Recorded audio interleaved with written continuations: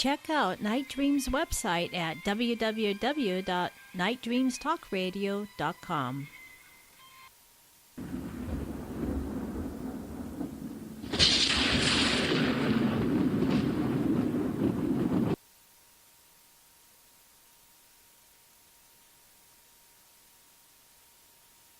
Hello, this is Kevin here calling. Well, Gary, are you there? Gary? Oh, yeah, you're live. Oh, okay. Man, oh, man. I messed that one up. Don't worry about it. Hey, let me say this. Hey, Kevin, yeah. I just did it now because of you. Hey, tonight is our first weekend with Kevin BEEGLE being our host for the weekend on Night Dreams Talk Radio. And he's going to have a great show tonight. Tell your friends to, tune into the show. Tell your friends to like us on Facebook. And you can find us live also at www.nightdreamstalkradio.com. And here's Kevin. Oh, thank you very much, Gary. That's a wonderful thing. Gary's such a good person to me, and I am so grateful to be here with my friend Alyssa-adisi-waya. Are you there, Alyssa? I am. How are you doing, Kevin? I am doing so well, and thank you for being my first guest on the 8 to 10 show on the weekend. And, I think it's so great that you're with me because we can call up each other and just talk about all kinds of things all the time. But the reason I wanted you to be on the show was because you talk about, and your blog is www.spotsofthefawn.com. And can you just explain to people what spots of the fawn are? Yeah, well, Spots of the Fawn is a name first spoken by the Hopi people. It's a beautiful and precise name. They saw spots of the fawn as things that peppered the entire earth like spots on a fawn's back. And they themselves said these places were made by the Creator with a sacred purpose. So scientifically, spots of the fawn are nature's power places. They're composed of magnetic anomalies and heavy and telluric energy, which is electricity. And so you've all heard the term electromagnetic. So that's electric and magnetic. And so there's a special kind of geology these places seem to be found in. And most are built over underground streams or fault lines or within volcanic parameters. Volcanoes create magnetic anomalies. And usually some of the more prominent spots of the fawn, we find them in granite or andesite areas. These places are all mineral rich with copper, iron, gold, silver, or all of the above, or just one. Mm-hmm. And what we do know is water and minerals are conductive. So spots of the fawn are places of unusual levels of electromagnetic activity. So the interesting thing about EMF or electromagnetic activity is it induces an altered state or a visionary state of consciousness in human beings. And we've seen it in laboratory studies. So for this reason, ancient people chose to build their sacred places in spots of the fawn because they would then alter their consciousness, become visionary. And as we all know, when you're visionary, you are, well, I'll say this, or some people feel you can sense, you can see and sense the unseen. Right. So 100% of sacred sites are built upon spots of the fawn. So you could say religion was born in these places. And myth, myth was too. Right. So they're special places, and they, when you become visionary, you're able to perceive, what others don't always see. And that encompasses the whole kitchen sink, everything but the kitchen sink. When you think about anomalous lights and UFOs and alien encounters and strange therianthropes and anthropomorphic beings and, the entire lexicon of what the mainstream calls supernatural beings. And that's what people sought to connect with in these places, the spirit. Mm-hmm.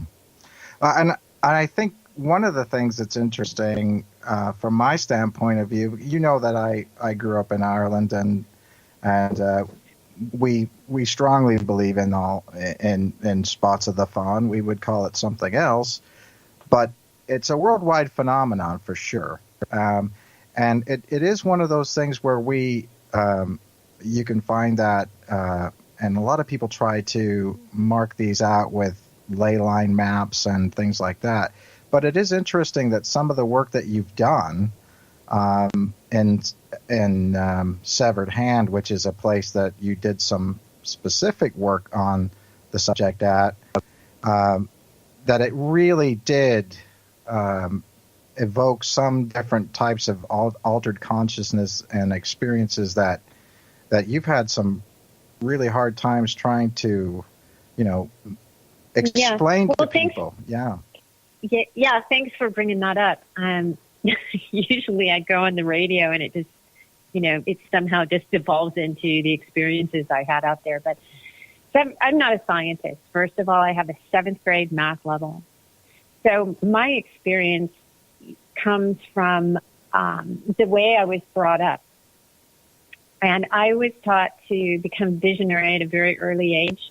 I would go out into nature and I would connect with spirits, and that was by intent. So I'm almost 59 years old. I've been doing it for, over 50 years. So when I got to Severed Hand, I saw archaeology. I saw things I recognized from the Klamath area, and I knew that I was in a place that was once a sacred site. While I was in there, in the very early days, I started to have experiences that were not the average visionary state that I had been trained to go in by intent. I was going into a visionary state involuntarily, which is really unusual for me because I spent a lot of time in visionary states. I've done psychotropic plant medicines, and I've used drumming or sonic driving. I mean, I've done everything, that you could think of. But now today, I don't use anything. I just slip into an altered state, and I know when I'm in one. Mm-hmm. But in Severed Hand, it was different. I could be walking out in nature, and I would see and hear things that I knew were visionary because, how often do you see a Bigfoot, or how often do you see bizarre things in front of you in ordinary life? You don't. But I couldn't tell I was in an altered state.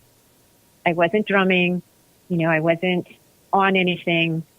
And yet, while I was out there photographing, enjoying nature, or just walking in the early days, I was seeing, I had an experience with ghosts of the ancestors. I had experiences with spirits. Now, these things to me would be just another day at the office. Right. But I didn't know if they were real or not real at that moment. Right. So, for example, on one day, I was photographing the archaeology, and there was a native man that, when I turned, was standing behind me, and I startled. And I saw in his eyes, he startled. So he saw me, I saw him, and then he turned and just walked away. But as he walked away, he walked into the ground as if he was going down a hill that was no longer there. Right.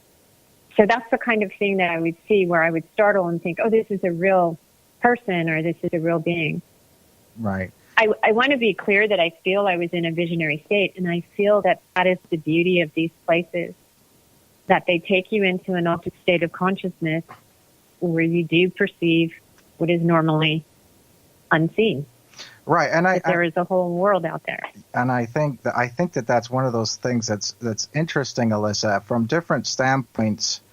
And I know this is, we've talked about this from a couple of different ways, but when you go through a certain mystery school or something like that, a lot of times you're looking at it from a standpoint of there's the terrestrial, there's the celestial, there's the etheric, and in these places, and I've been to some around, I think in Oregon, but it's very, very hard to realize exactly what's happening from that standpoint. In other words, um, most of the times whenever you enter into this altered consciousness at Newgrange or a Standing Stone in Ireland or something, you can sort of be prepared for it. But some of these places are so powerful that it just seems like you just Right. Well, what if you walked into a place that was as powerful as Newgrange, but it was unknown? Mhm. It wasn't documented or domesticated, and you walked into it and you became visionary. Would you realize in that moment if you were just that shit, you know what? yeah. or if you were actually just being visionary. And I don't want to downplay being visionary. Again, this is not a science conversation, so I'm not going to worry about too much what I say. Right. But for me, a visionary state, for me, spirits are real. Right. So what I'm experiencing may not be on the physical plane, but it is certainly on the mental and spiritual plane. Right. As you refer to the 3 planes of existence, or the major ones. Yeah. So I don't believe it's a hallucination when someone is visionary. I mean, I've had experiences where things have happened that have also left what appear to be physical fingerprints. So Right. something's been moved, or something's been damaged, or something's been healed. So how do you explain that with, the basic science of today? I mean, it's just a story. That's all I can say it is. It's just a story. Right. And in, perception is a strange thing too, because it's subjective. It's not objective. Right. And I think that that's one of those things that we constantly, people who experience the paranormal, kind of grapple with.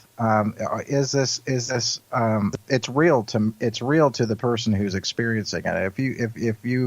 If you see it's interesting. Toby Johnson was on the radio the other day, and he sort of makes the idea that Bigfoot is, sort of what we would refer to as a middle being. In other words, one that could sort of go from one plane of existence to another. And well, here's an odd thought about that, though. Right. I mean, we've all heard the cliche with Bigfoot walking into worlds, from the native perspective, and I can see that. Yeah. But there's something else to think about. So we're physical beings, and we spiritually leave our bodies when we're visionary. I mean, okay, science guys, plug your ears. So when we're journeying, we journey outside of our physical body as in spirit and go out across the land and have our experiences. So what if a spirit, when it journeys or vision quests, or however you want to explain that, it is spirit, and when it journeys, it becomes physical into our plane of existence. Mm-hmm. That's something to just think backwards on. You can invert it and say, well, how do they get here? Well, how do we get there? Because when I'm visionary and I go somewhere else, it's a very real world. I smell, I touch, I feel. And sometimes when I come back, and this just freaks out my skeptical friends who I love dearly, but I'll have a mark on my body, or I'll have something is different in my physical reality.